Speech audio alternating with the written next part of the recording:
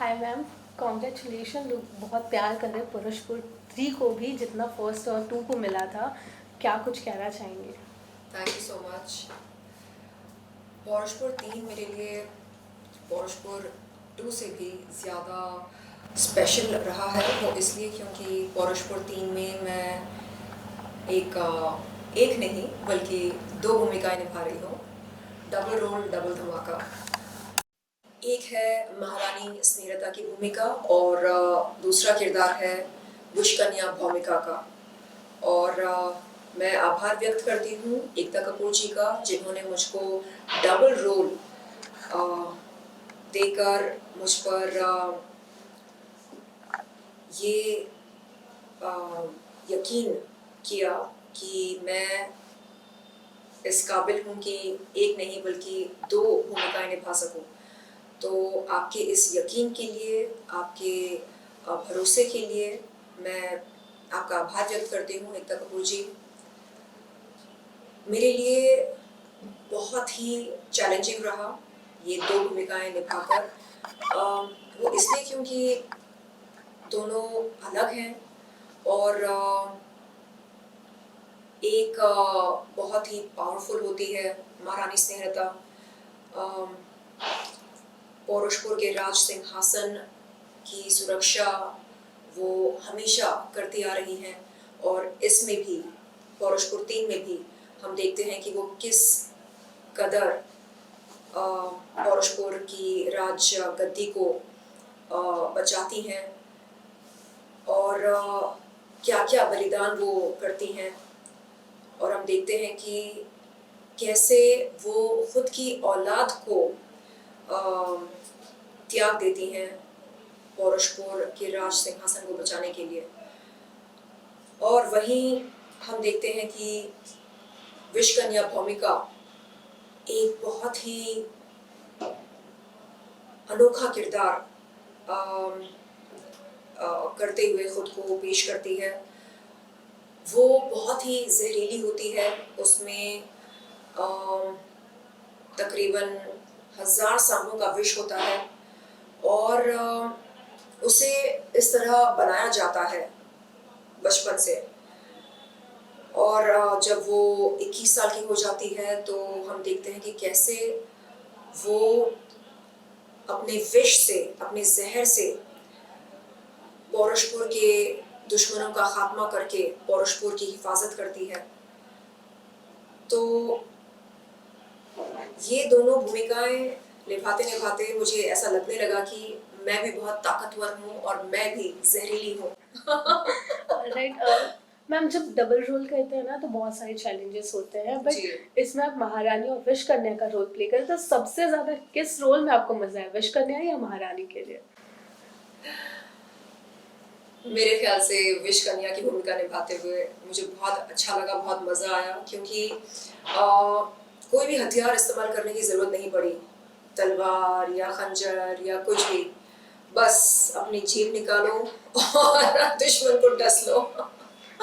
तो मेरे ख्याल से ये बहुत ही रोमांचक रहा।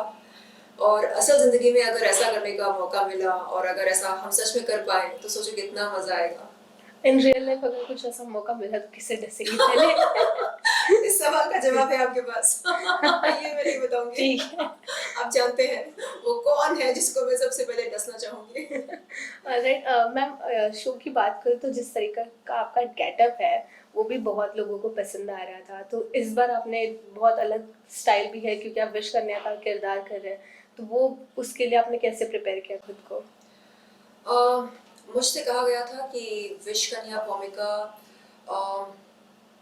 वो एक एफर्टलेस सेडक्ट्रेस होती है, यानी उसे ज़्यादा मेहनत करने की ज़रूरत नहीं पड़ती है आगे वाले को अपने वश में करने के लिए, अपने वश में करने के लिए।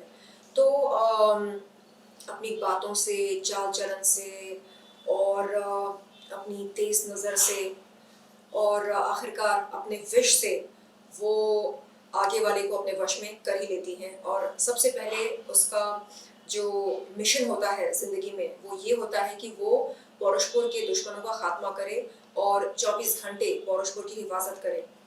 और ये काम वो बखूबी करती है क्योंकि बचपन से उसे इस तरह की ट्रेनिंग दी जाती है। ओके मैम मैं बात करूँ तो इस पहले इसके सीज़न 1 और सीज़न 2 को जितना प्यार मिला, जिस तरीके से राइटर ने लिखा इस पे इसकी वजह से ही शायद सीज़न 3 आया। तो आपको लगता है कि राइटर्स को इतनी अहमियत नहीं दी जाती है जितनी उन्हें देनी चाहिए? देखिए, सबको पता है कि अगर एक वेब सीरीज़ या फ़िल्म या प्रोजेक्ट सफल होती है तो उसके पीछे सिर्फ और सिर्फ एक्टर्स का हाथ नहीं होता है। सबसे पहले तो प्रोड्यूसर और डायरेक्टर को मैं श्रेय देना चाहूँगी, क्योंकि विजन प्रोड्यूसर का होता है। वो एक टीम को साथ में लेकर आते हैं और टीम के हेड डायरेक्टर होते हैं, और जो राइटर्स होते हैं वो मेरे ख्याल से बैकबोन होते हैं। अगर बैकबोन ही ना हो तो फिर इमारत कैसे खड़ी हो पाएगी। तो इसलिए मैं तहे दिल से शुक्रिया अदा करती हूँ पौरुषपुर के राइटर्स का, जिन्होंने अपनी राइटिंग से ऐसे ऐसे किरदार पैदा किए हैं जो बहुत ही रोमांचक लगते हैं पर्दे पर, और जो मेरे ख्याल से अनप्रेडिक्टेबल होते हैं, यानी उन्हें प्रेडिक्ट कर पाना बहुत मुश्किल हो जाता है।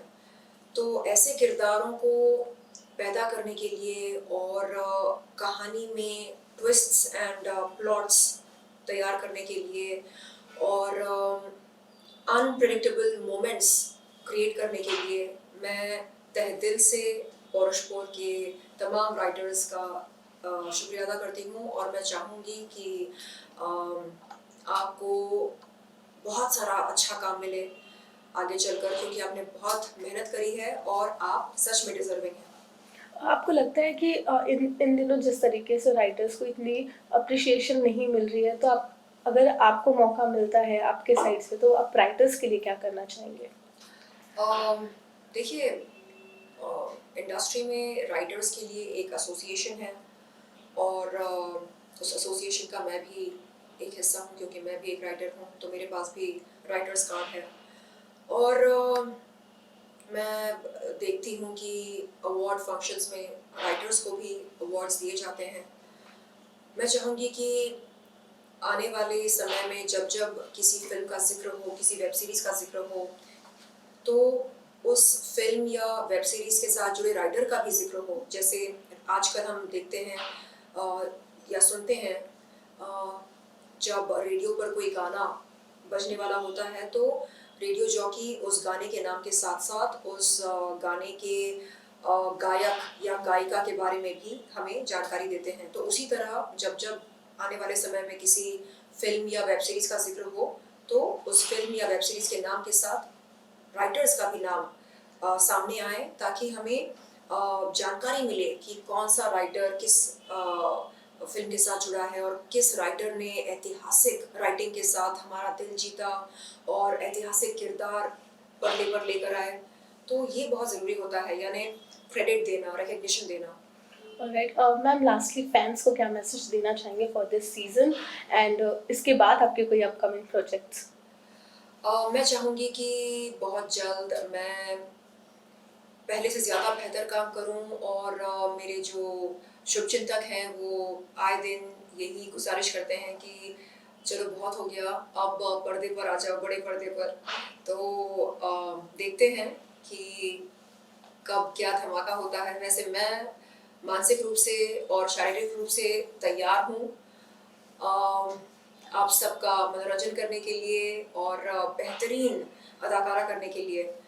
तो देखते हैं जब जब कोई सुनहरा अवसर आएगा, जैसे पौरुषपुर 2, पौरुषपुर 3, वैसे आगे चलकर जब कभी कोई सुनहरा अवसर मुझको मिलेगा, मैं ज़रूर चाहूँगी कि उसे झपट लूँ और अपना बेस्ट 100% उस प्रोजेक्ट को दूँ। Thank you so much ma'am. Thank you. Thank you.